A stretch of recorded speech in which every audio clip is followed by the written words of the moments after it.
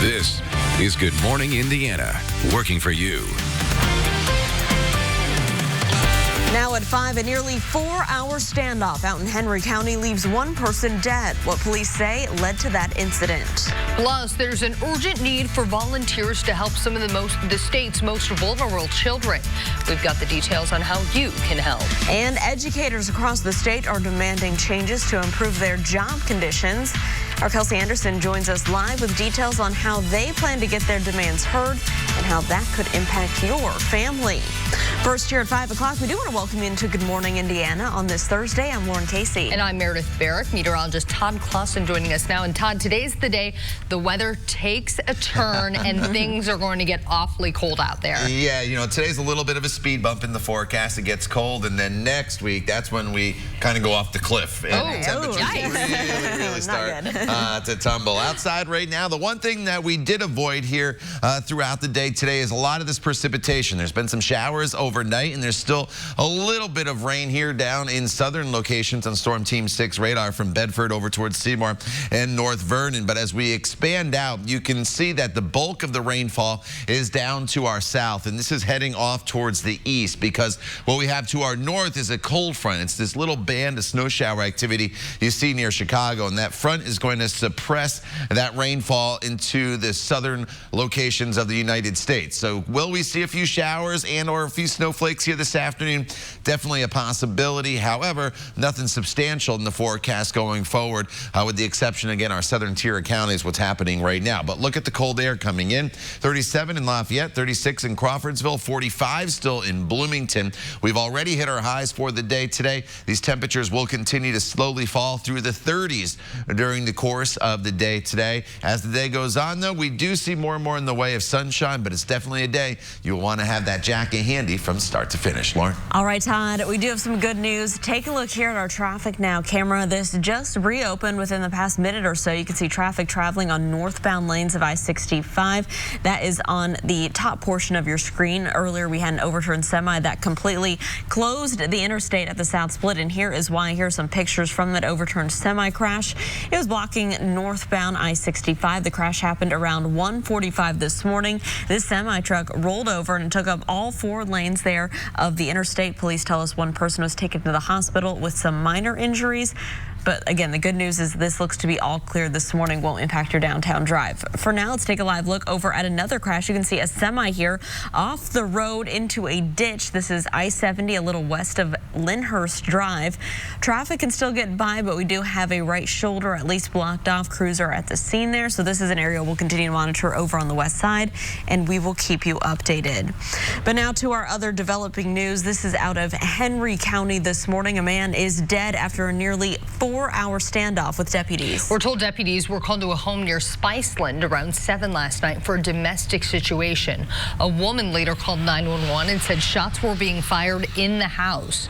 When deputies arrived on scene, they say 77-year-old Leslie Odier came out of the home and fired a gun at them. Odier ran back into the house when officers fired back. Authorities say Odier was later found dead inside the home. State troopers are now investigating the incident.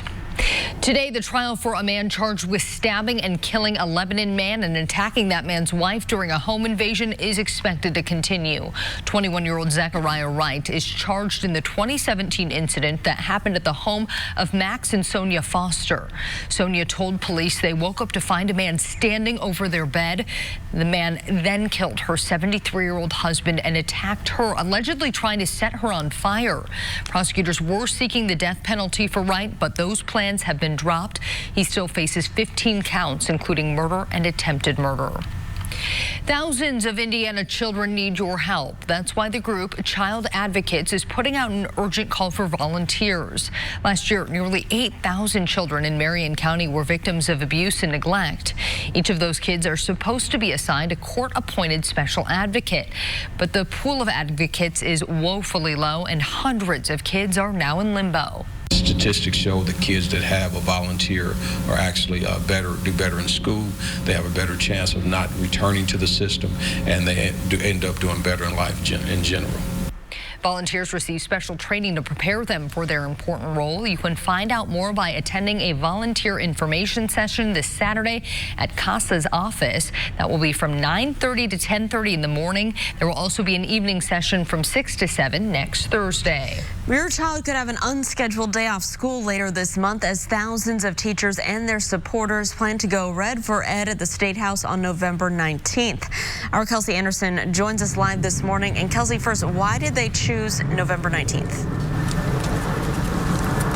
Well, Lauren, they chose November 19th because that's the day that lawmakers will be back here at the State House for the next legislative session. Now, the point of this rally, teachers tell us, is not to cause problem, but to put the focus back on teaching and solve the teacher shortage. They're asking lawmakers for the following. They want them to raise the average pay to $60,000, not to punish schools based on testing scores, and they want lawmakers to get rid of the 15-hour externship requirement for license renewal. In the last legislative session, a 2.5% base funding raise for the next 2 years was approved, but ISTA says they will continue to push for more. Now, so many teachers are already taking personal days to be here at that rally on November 19th, so a lot of schools are already canceling class that day. IPS announced yesterday that they are canceling class on November 19th, and they will have a makeup day in April. Reporting live, Kelsey Anderson, RTV6. Kelsey, thank you. Tonight, the third of 6 IPS town hall meetings will be held at Shortridge Middle School. The goal is to help parents and students learn about the 6 strategic priorities that will serve as the district's new long-term strategic plan. Each meeting starts at 6:30 and will include a time for a presentation. Now, this is happening at Shortridge High School, not Shortridge Middle School. There will also be a Q&A session. Translators and free childcare are available. Registration is not required, but it is recommended. If you can't make tonight's meeting, we have a list of the remaining ones on the RTV6 app. Once again, that is at Shortridge High School. And here at 5:07 today, the Office of Public Health and Safety is hosting a youth resource fair. The goal is to help young people in the city make positive strides in their lives. The fair will be held from 10 this morning until 2 this afternoon at the Indianapolis Public Library Eagle Branch. Attendees can find information on local mentoring agencies, job training programs, and much more. We have more information for you at theindychannel.com. AT&T service has been restored to the Martindale-Brightwood neighborhood 1 day after they asked RTV6 for help. Earlier this week, we told you about homes and businesses that were without cable, internet, and phone service for 11 days. A deacon at a church that was impacted said he and others called several times a day, every day, to try to get the problem fixed. That resolution came yesterday after RTV6 reached out to AT&T on behalf of those frustrated customers. The company released a statement to us saying, in part, we apologize for the inconvenience and work to get customers back up and running as quickly as possible. Heads up if you are planning to travel to Louisville this weekend or in the near future. The right 3 lanes of the I-65 Kennedy Bridge connecting Louisville to southern Indiana will be shut down beginning at midnight. We can tell you that this work will last through November 27th. This is so crews can work on expansion joint repairs in order to give drivers a smoother ride through the area. The left 3 lanes of I-65 will be closed in December as part of this same project. Here at 5:08, we do want to check on our forecast today because this could impact your drive this morning, Todd. Yeah, we have a little bit of shower activity that's taking place still across central Indiana, but we missed out on the bulk of that precipitation. That is the good news. So as you rise and shine and get going on this Thursday, we're almost to the end of the work week. Just lots of clouds around this morning and temperatures that will continue to slowly fall here during the duration of your morning drive. So we've already hit our high for the day today. That was in the mid-40s earlier this morning. We're hovering right around 40 degrees now in most locations, but you see we fall into the 30s as the morning drive progresses. But as far as radar goes, there's a few sprinkles or a flurry or two in and around most of the area, but down to the south, there's still a little bit of a steady rainfall that's making its way from Greensburg through Seymour down into the Bedford area. But here's the bulk of the rain, and this is where it's going to stay. It's going to stay down to our south because right here, that little band of snow you see, that's the cold front. And as that goes through, it'll push push all that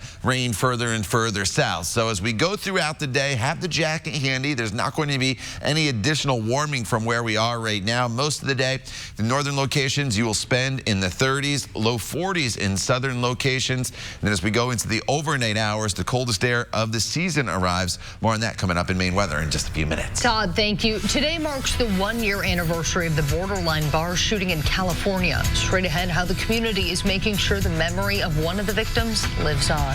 And a wildfire in Northern California destroying nearly everything in its path. Coming up, details on how a group of firefighters went above and beyond to save some precious family heirlooms.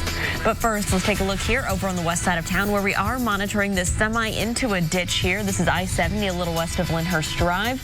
Traffic is still getting by both eastbound and westbound, so that's the good news for your drive this morning. We'll continue to keep a close eye on this cleanup and keep you updated on the other side of the break. Stick around.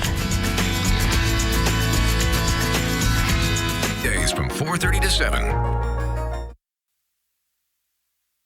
Welcome back to Good Morning Indiana. The time right now is 5:13. We are here on your Thursday, and we're monitoring a semi that went off I-70 here into the ditch. This is I-70 a little west of Lyndhurst Drive.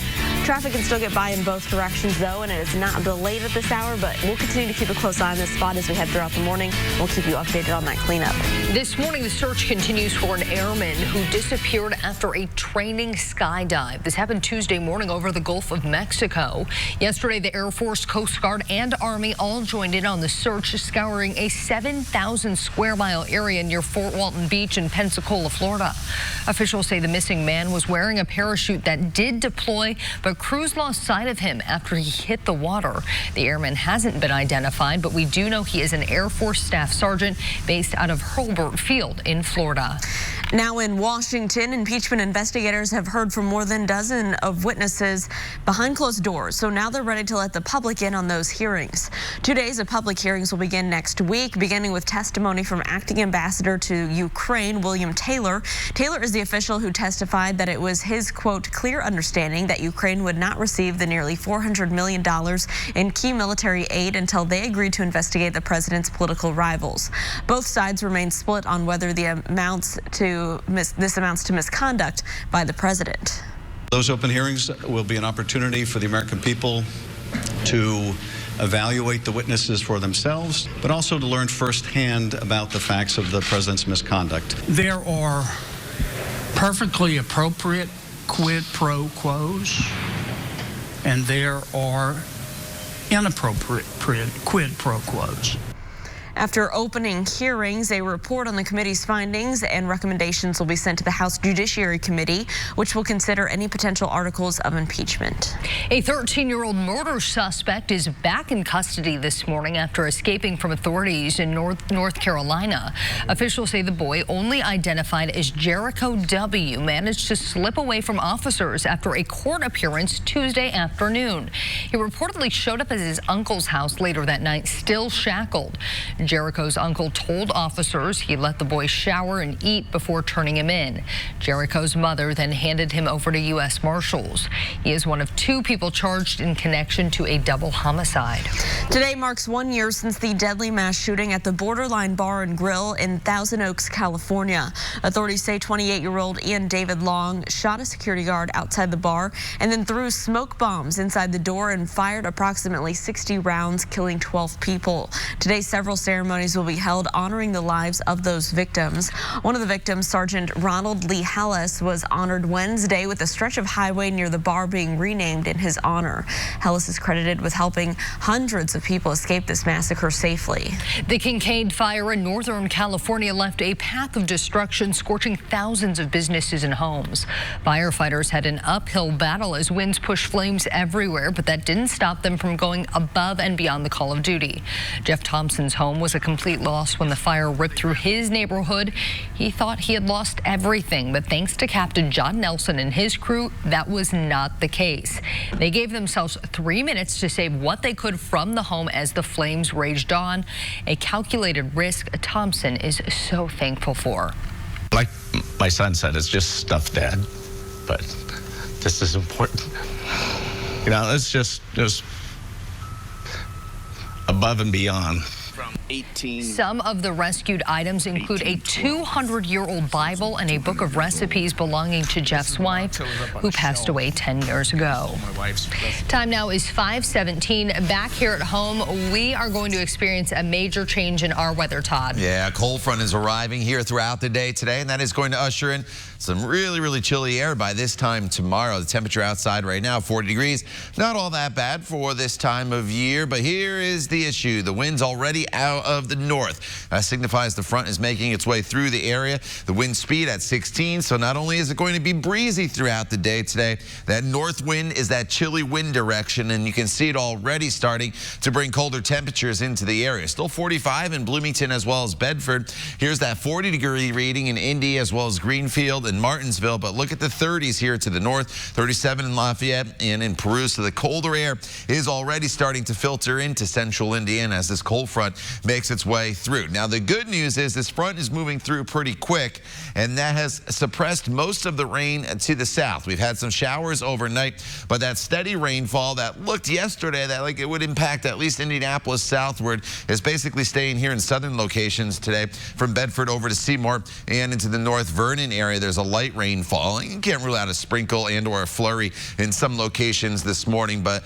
most of this steady rainfall will continue to push down to the south as the front. You'd see it right here with this little band of snow. That's the actual front that's making its way through the area. So here's how it plays out on TrueCast. Some lingering showers from Bedford to Greensburg. You drew the short straw today. You'll need to have your umbrella handy here this morning, while everybody else should be okay. And then as we work our way into the afternoon hours, we'll see decreasing clouds from northwest to southeast, and by this afternoon, everybody should be into the sunshine. The problem is we've already hit our high temperature for the day today. So here's your temperature trend throughout the afternoon hours, and you notice we've only go up maybe another couple degrees. After we get down to 36, we get back up to about 39 degrees for your high temperature. Once the skies clear, though, this evening, look how quick the temperatures will tumble after sunset. Sunset at 5:37.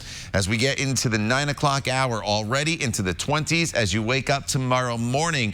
22 in the city, but look at the teens in the outlying areas. It's going to be a very, very cold start to our Friday, and then throughout the day tomorrow, there's honestly not a whole lot of warming that takes place. Even with sunshine, we'll see temperatures only get back up into the mid to upper 30s across the area.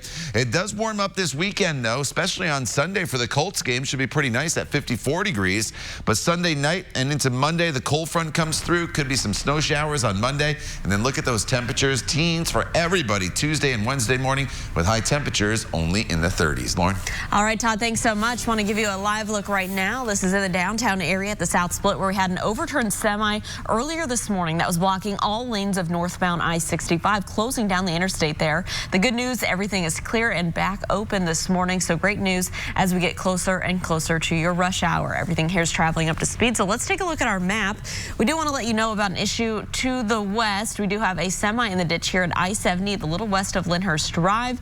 So heads up to that if you're traveling on the west side. Let's take a live look at it right now from our INDOT traffic camera. You can see it is off the road lanes, but we do have some cleanup crews in the shoulder there. Traffic can still get by, and it's moving along okay still at this hour, but we'll continue to keep a close eye on it in both directions and keep you updated. It is time to say goodbye to your PSL and hello to Peppermint Mocha. Starbucks is switching gears and getting into the holiday spirit.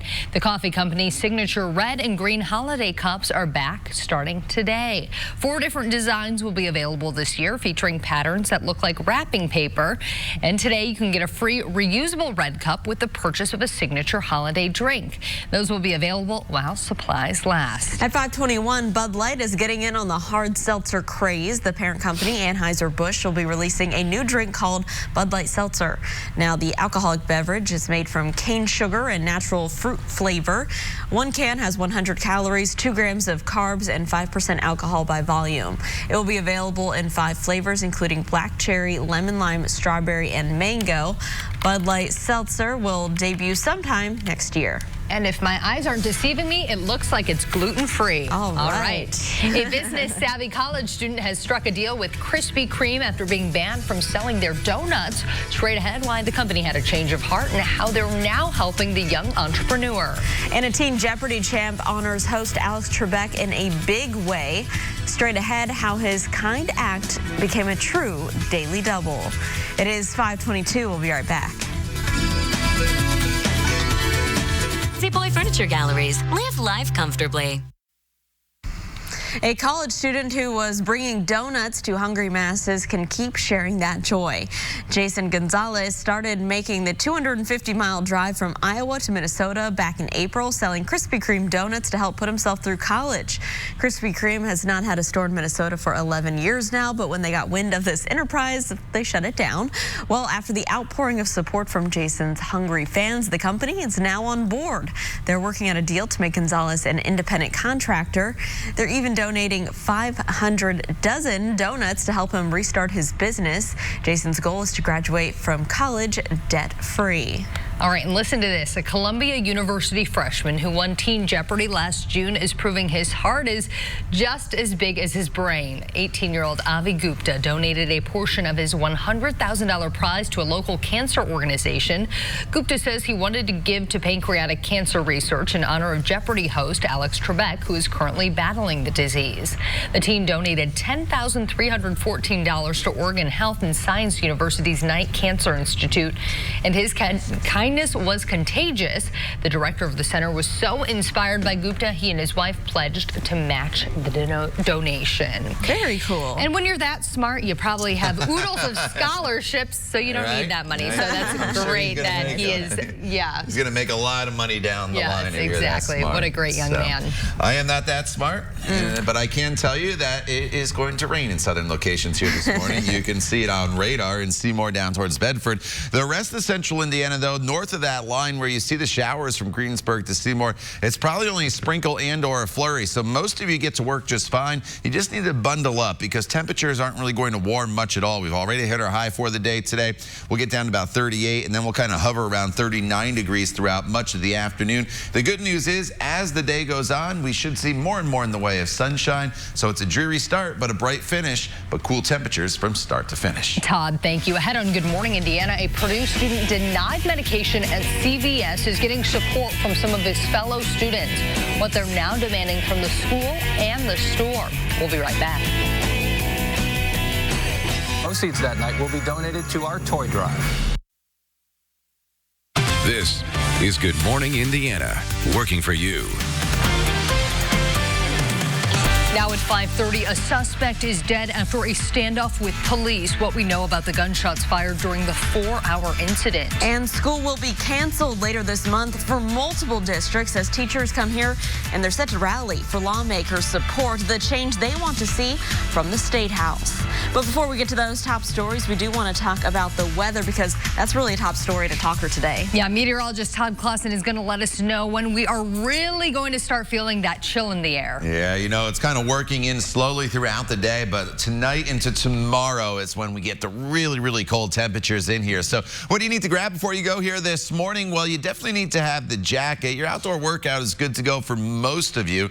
The sunglasses, I didn't check for this morning, but you'll need those this afternoon. And the umbrella, most of you don't need the umbrella. However, for those of you who live or you're traveling to North Vernon, Seymour, down into Bedford, we are still dealing with some rain there. So right along US 50 there, it's a wet ride this morning. And these showers are going to linger for another couple hours. But you notice from that band of steady rainfall to the north, there's not a whole lot going on. But don't be shocked if you see a sprinkle and or a flurry here throughout the morning commute. But definitely nothing you need to carry the umbrella around for all day long. Temperatures are in the process of cooling down. The colder air is coming in as we speak. It's still 45 in Bedford, 37 though in Lafayette. So as we work our way throughout the day today, temperatures just don't really do a whole lot. We'll basically stay right where we're at now for most locations with lots of clouds this morning, and then we will break into some sunshine as we get into the afternoon hours. Lauren. All right, Todd, thanks so much. Want to give you a live look right now in the downtown area near the South Split. You can see this is I-65 and I-70 at the South Split. Now, the good news is we had an overturned semi blocking all lanes here earlier this morning, so you can see traffic can get by in all directions, both on I-65 and I-70. We still have some road crews out there this morning, so just use caution as you head through that area. But right now, let's take a look at our Traffic Now map. And we are monitoring another issue here. So traveling westbound on I-70 near Lyndhurst Drive and I-465. Between that area, a semi went off the road into a ditch. That's blocking one right lane of traffic. It's not slowing anything down at this hour. Just use caution as you head through that area. Now let's take a turn up to the northwest side, I-465 and West 46th Street. Traffic here is pretty busy already at this early hour, but traveling up to speed. We'll continue to keep a close eye on things and keep you updated. This morning, a man is dead following a nearly 4-hour standoff with deputies in Henry County. Sheriff's officials say they were called to a home near Spiceland around 7 Wednesday night for a domestic situation. A woman later called 911 and said shots were being fired in the home.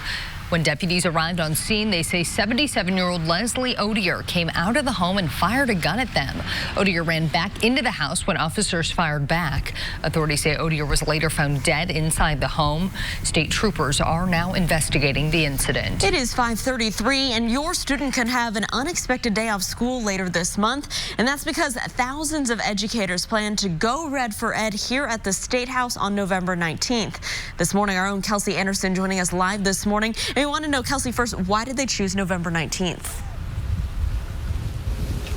Well, they chose November 19th because that is when lawmakers will be back here at the State House for the next legislative session. Now, the point of this rally, teachers tell us, is not to cause problems, but to put the focus back on teaching and to solve the teacher shortage. They're asking lawmakers for the following. They want to raise the average pay to $60,000, not to punish schools based on testing scores, and they want lawmakers to get rid of the 15-hour externship requirement for license renewal. So many teachers will be attending the rally that some school districts are already canceling classes.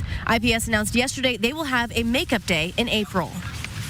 We are not interested in wreaking havoc on this state by any means, but we are interested in making sure that our legislators and our communities know how important our schools are and our kids are, and so that's what we're trying to do. So there would be further action if these things are not dealt with. In the last legislative session, a 2.5% base funding raise for the next 2 years was approved, but ISTA says they will continue to push for more. Again, a lot of teachers are already taking personal days, and several schools across Indianapolis have canceled classes on November 19th, IPS being one of them. They announced yesterday that they will have a makeup day in April. Reporting live, Kelsey Anderson, RTV6. Kelsey, thank you. Demonstrators gathered outside of a CVS in West Lafayette that refused to sell cold medicine to a Purdue student. The university's school newspaper, The Exponent, shared these pictures with us. Jose Guzman Payano shared his story with RTV6 on Saturday, saying the store clerk would not accept his Puerto Rican driver's license as a valid ID. Payano says the clerk demanded a U.S.-issued ID, even though Puerto Rico is part of the United States. Students at last night's protest held signs supporting Payano, calling on Purdue to speak out on the issue. CVS told RTV6 it is investigating. You can read the full story on the RTV6 app right now. An elected official in central Indiana is now facing charges after investigators say he endangered other drivers' lives by getting behind the wheel while intoxicated. Nathan Mantlow has been charged with OWI. He's a Brown Township trustee in Hendricks County. Investigators say that he admitted to smoking marijuana and was intoxicated before he caused a crash involving 2 other vehicles here in Indianapolis. Documents show he failed several field sobriety tests after the crash, but did not have any alcohol in his system. The Marion County Coroner's Office says it's working to improve issues found during a review by city auditors. The review covered a period from 2016 to 2018 and found problems with employee cell phone use, record keeping of unclaimed property, and inventory control. The report includes a 2016 incident when the Coroner's Office ran out of body bags. Employees used their own money to buy bags and were reimbursed. RTV6 talked to the chief deputy coroner, who defended her office, saying they are short-staffed and underfunded. The coroner's office plans to address the issues and provide an update for the city county council in January. This morning, Columbus police are asking for your help to identify these 2 bank robbery suspects. Detectives say that these men robbed the German-American Bank on West Jonathan Moore Pike. That's near State Road 46. This all happened around 12:30 Wednesday afternoon. Thankfully, we can tell you no employees here were hurt, but anyone with any information is asked to call Columbus Police. That number is 812 812-376-2600. A Johnson County family is making a desperate plea after they say someone left the county shelter with their dog. April Isham's dog Hadley has been missing from Whiteland since Saturday. She says someone picked up the 9-year-old Victorian bulldog somewhere along Whiteland Road and took her to the animal shelter. But the shelter says the dog was not left there. The people who took Hadley were given the family's contact information, but the dog still has not been returned. We just want our dog back. I'm sorry. But we have 5 kiddos, and they're all attached to her. I'm attached to her. I've not been able to sleep at night. And the kids, every time they see me when they get done with school, is Hadley home yet? And she's not. The Johnson County attorney says the shelter does not require finders to leave animals at the shelter when they take responsibility for contacting the owner. They also do not force finders to leave their personal information. The attorney says there has not been any issues with this policy before, and the shelter staff had no reason to believe Hadley would not be returned home.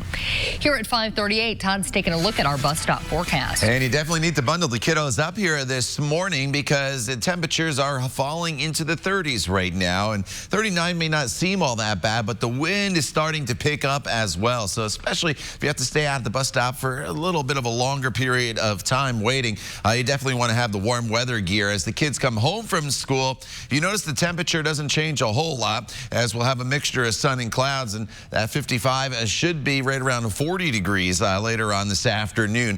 Forgot to change the temperature there for you. Wishful thinking. We'll hope to go back to the warm temperatures yesterday, but we'll get to 55 over the weekend. But this cold front comes through first. Now, that's good and it's bad. It's good because it's pushing this rain to the south, but this cold front is going to usher in much colder air. So by tomorrow morning, temperatures will be down into the teens and 20s. We only get up into the 30s. It does moderate a little bit for the weekend, back up into the low 50s, and then the strong cold front comes through. We will be nowhere as close to that average high of 57 degrees we should be seeing this time of year. We'll talk about your extended forecast coming up in Maine weather in just a few minutes. All right, Todd, thanks so much. Democrats say there will be a bombshell testimony as they begin public hearings in the impeachment inquiry. Coming up, what they expect witnesses to reveal about the president's alleged quid pro quo. And the suspect in the shooting that left 2 dead and it doesn't hurt at a party in Texas has been released. Why police say they let him out of jail. And drivers over on the west side, a heads up as you travel westbound on I-70 past Lyndhurst Drive heading towards the I-465 ramps. We do have a semi here in the ditch. It's blocking the right lanes as they work to clean this up. The left lane remains open and traffic is still getting by. We'll continue to keep a close eye on this area and keep you updated. Stick around. We'll be right back. All kids be Tigers. House Democrats say there will be bombshell testimony as they prepare for public televised hearings in the impeachment inquiry. New details have also surfaced about what President Trump asked of Attorney General Bill Barr. ABC's Karina Mitchell has more. West Point grad and Vietnam veteran Bill Taylor, the acting U.S. ambassador to Ukraine, will be the first to testify publicly in the impeachment inquiry, telling millions of people what he told investigators, that the president withheld hundreds of millions of dollars in military aid to the U.S. ally. His transcript released Wednesday reveals he grew so concerned over the issue he sent a rare cable to Secretary of State Mike Pompeo, but received no response. Most important facts are largely not contested. During a rally in Louisiana overnight, President Trump fired back. Democrats must be accountable for their hoaxes and for their crimes.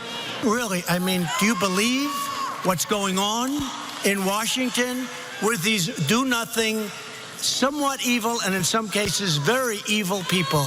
Also testifying next week, former Ukrainian ambassador Marie Yovanovitch. One Republican says none of the evidence points to corruption. There are perfectly appropriate quid pro quos, and there are inappropriate quid pro quos.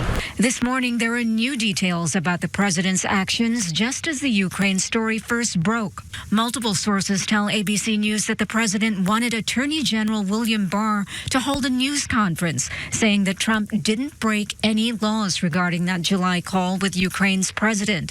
But Barr reportedly declined. The White House, while dismissing the hearings, is raising its defense, adding 2 longtime Trump allies to the team to come up with a better strategy of pushing back. Karina Mitchell, ABC News, New York. Vice President Mike Pence plans to make a run for a second-term official later today. He will formally file the ticket for President Trump and himself to be on the ballot in New Hampshire next year. Several Democratic presidential contenders have already filed for the first-in-the-nation primary. A Texas man accused of killing 2 people and injuring a dozen others at a house party has been released from custody. Brandon Gonzalez says that he was released and was not told why. He was charged with capital murder last month. The Hunt County Sheriff says that evidence was found that cleared Gonzalez. The witness allegedly identified him as the gunman at a party near Texas A&M campus. Gonzalez says that he was not the shooter, and he's frustrated that he was arrested in the first place. To me, it's never going to be the same, because I know some people still look at me as some type of way, but that's not me. It's just because how the sheriff's office made me look. The sheriff's office has not said what the evidence was that caused them to release Gonzalez. His attorney says that they plan to file a civil suit. New information this morning on the country's first deadly self-driving car crash. A federal report says the Uber car could not anticipate jaywalkers. Last year, a woman was killed by the self-driving car in Arizona while pushing a bike across a dark street. The NTSB released 400 pages of documents this week detailing the crash. The meeting is scheduled later this month to discuss the probable cause. It still has not been decided whether or not charges will be filed against the person controlling the car. 5:47 on your Thursday morning. Todd, I don't like the looks of those temps behind you, because I know it's only going to get worse from here. Yeah, temperatures are in the process of falling here this morning, so we've already hit our high temperature for the day today. And I never like saying that to you at 5:47 in the morning, but unfortunately, that is the case here for the day today. Still in the 40s to the south, 45 in Bloomington and Bedford, but 35 in Crawfordsville, 37 in Lafayette, as well as Peru. So the colder air is in the process of working its way here into central Indiana. We have a little bit of cloud cover around this morning, and there's the chance that there could be a few spotty showers and or a few snowflakes through about the noon hour. And then as we work our way throughout the afternoon hours, the clouds will break. We'll get some sunshine in here late in the day, but you notice the temperatures, they really don't warm much at all. We'll only get back up to right around 40 degrees for our afternoon high. And then once the sun sets this evening, that is when temperatures really start to fall off. So we had some showers throughout the overnight hours. All that's basically left of what we'll call steady showers is down to the south. Bedford to Seymour to North Vernon, and then down towards the Ohio River. And this is basically where this steady rain stays. It does not progress any further to the north, and eventually it shifts off towards the east as well. But from Indianapolis northward, again, a sprinkle, a flurry in northern locations, nothing really of consequence. And the reason why we're going to miss out on all this rainfall is this cold front that is just to our north, and you notice this little band of snow. That's the actual front. Not a lot of moisture with the front as it goes through, but it is going to push all that rain off to our south and east. And you can see on TrueCast it lingers here in southeast Indiana through about 9 o'clock, and then it's off towards the east. And the overall trend throughout the day will be for decreasing cloud cover and more in the way of sunshine throughout the day. Now, as far as temperatures go, soon as we clear out tonight, the winds will start to calm, and that is going to allow the temperatures to tumble. 17 to about 22 degrees tomorrow morning as you wake up. It is going to be very cold. First time we're going to probably get into the teens this season in many locations. That 22 is for the city. As far as tomorrow goes, after that cold start, we'll have a decent amount of sunshine tomorrow, but temperatures only get up into the mid-30s. It's a chilly day for us from start to finish. Then as we look ahead to the weekend, it does warm up. That's the good news. Saturday, if we're running the Monumental Marathon, you wake to a temperature right around 25 degrees, up to 46 with lots of sunshine. And Sunday, it's warmer for the Colts. Should be pretty nice out there at Lucas Oil Stadium, 55 degrees. The problem is Sunday night into Monday, a really reinforcing shot of cold air comes in as a really strong cold front moves through. Could be some snow showers on Monday, 38. That's pretty early in the day. By the time you wake up Tuesday morning, 18. Tuesday's high, only 30 degrees. And then back into the teens as we start Wednesday morning. All right, Todd, thanks so much. We are keeping a close eye on traffic this morning. We do have a semi in the ditch here as you're traveling traveling westbound on I-70 and you're approaching I-465, getting a little west of Lyndhurst Drive, it is blocking the right lanes of traffic. Left lanes remain open, and we have a look at it from our Traffic Now camera in that area. You can see the semi there off the road, and you can see the emergency crews there in the right lanes. Traffic is still getting by, not backing up too much at this hour. Just use caution and stay to the left. Target is kicking off its holiday sales this weekend. The company just announced its Holiday Deals, which is a preview Black Friday sale. Sales on thousands of items will start Friday and Saturday. The official Black Friday deals will be up for grabs online on Thanksgiving morning. Target says its store locations will open at 5 a.m. on Thanksgiving and stay open until 1 a.m. Friday. As you get started getting your Christmas and holiday gifts, you want to make sure that you get them in the mail on time. The U.S. Postal Service has released its ship-by dates for this year. For regular packages and mail, the deadline is December 20th. For it to reach its destination by Christmas, that is. Priority Mail's deadline is December 21st. And for all you procrastinators out there, Priority Mail Express is December 23rd. The devastating wildfires in California left many without a home. After the break, how one woman is using tiny houses to help those victims. And a Texas woman is being called a pet hero this morning. Download the RTV6 app right now to read more about how she's credited for completely eliminating her animal shelter's kill rate. Time right now is 5:51. We'll be right back.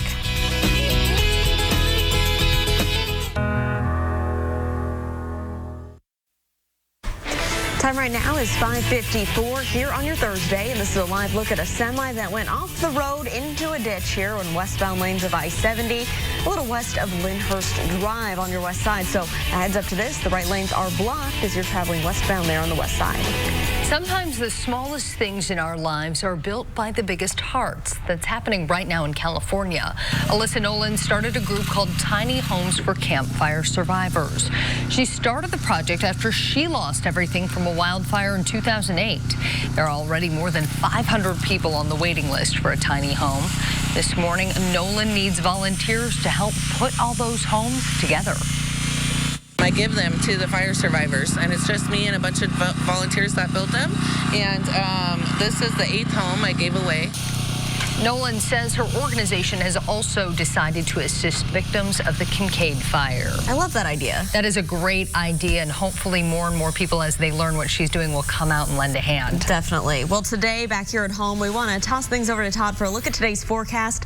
Going to get pretty cold here in central Indiana this week, Todd. Yeah, you definitely need to have the jacket handy, not only today, but really tomorrow morning. That's when we get our first taste of real winter-like air, as temperatures could be in the teens. So 40s don't seem all that bad right now. 43 in Bloomington, 40 in Indianapolis, 39 in Muncie. The problem is these temperatures are not going to warm much at all throughout the day. As far as rain in our far southern counties, you have a little bit of light rain. That will push off towards the east. So as we work our way throughout the day today, falling temperatures, some isolated showers this morning, but then we'll get into more and more sunshine as the day goes on. But that 39 is going to feel even cooler with those north winds that will be in place. The time now is 5:56. Stay with Good Morning Indiana. We'll be back here in just a few minutes.